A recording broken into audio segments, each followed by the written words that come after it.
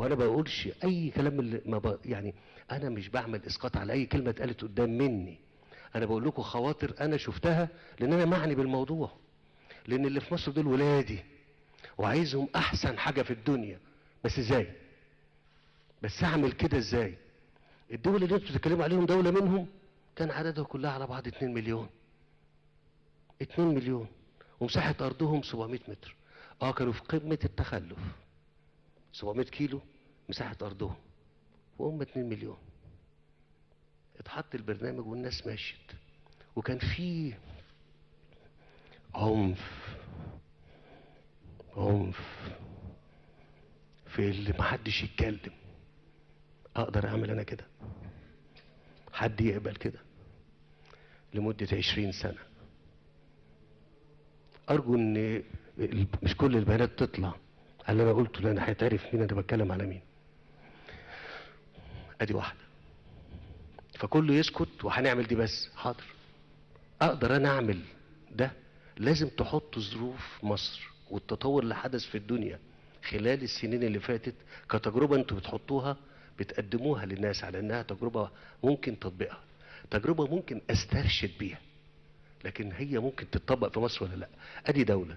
الدولة التانية اللي شفتها عملت حاجة تانية.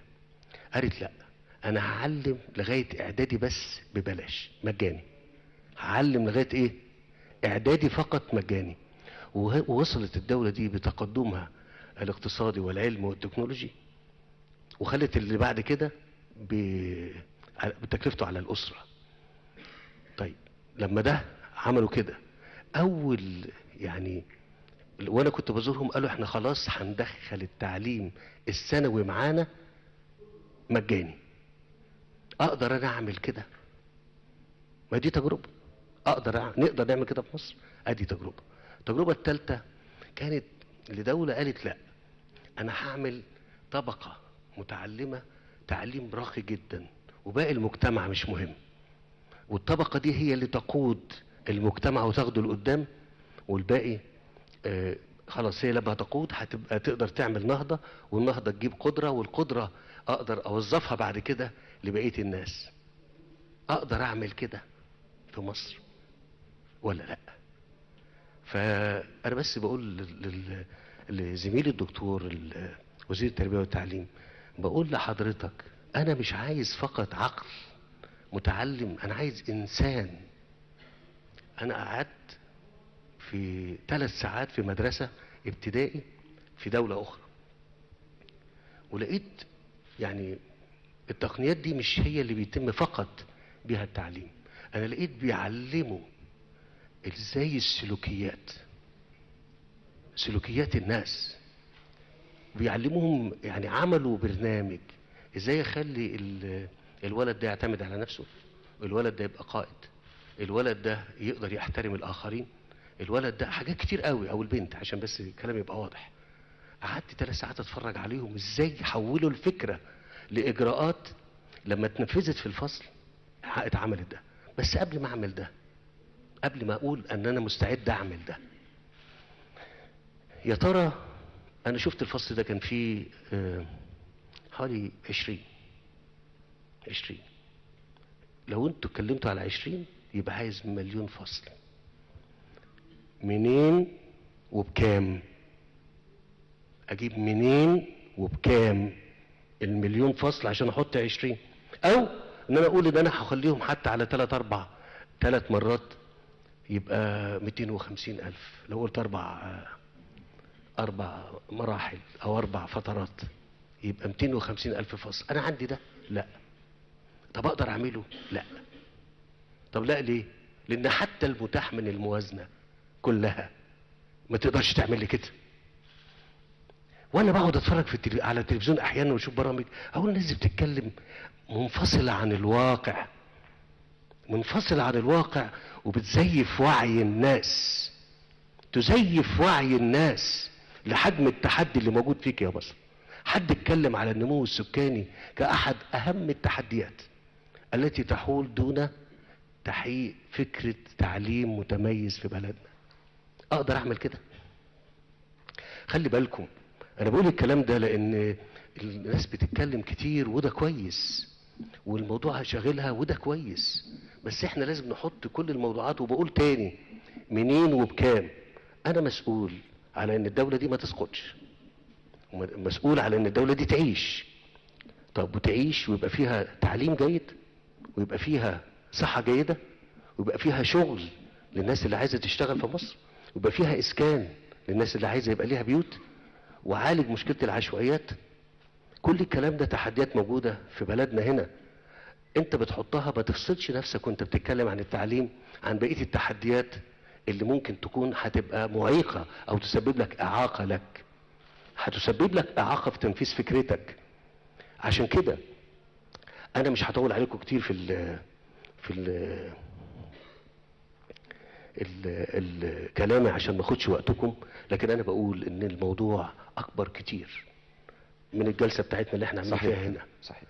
وانا اقدر اقول يعني ده عايز حوار مجتمعي كبير، وعايز كل المتخصصين يحطوا كل التحديات وكل الامال والاهداف اللي هم بيتمنوها ان هم يعملوها لفكرة او لمسألة التعليم في مصر.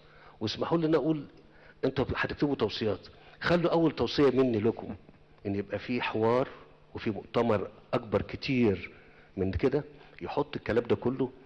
بالمناسبة لن نستطيع حل مسألة بالمسار التقليدي اللي ممكن اي حد يمشي فيه. يعني 1+1=2.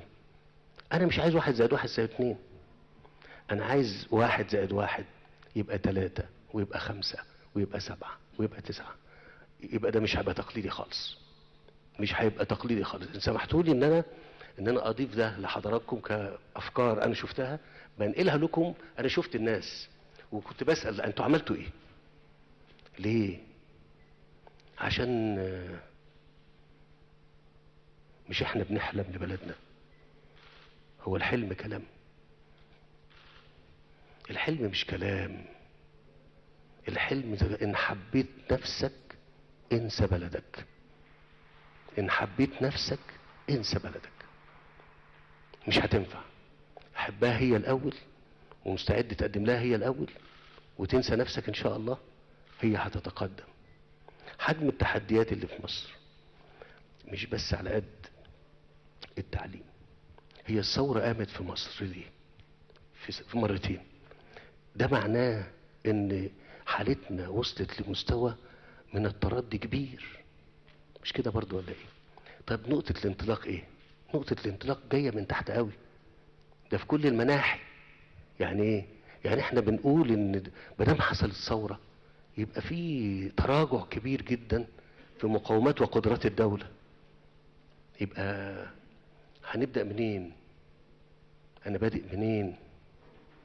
احنا بادئين من تحت قوي في كل المجالات.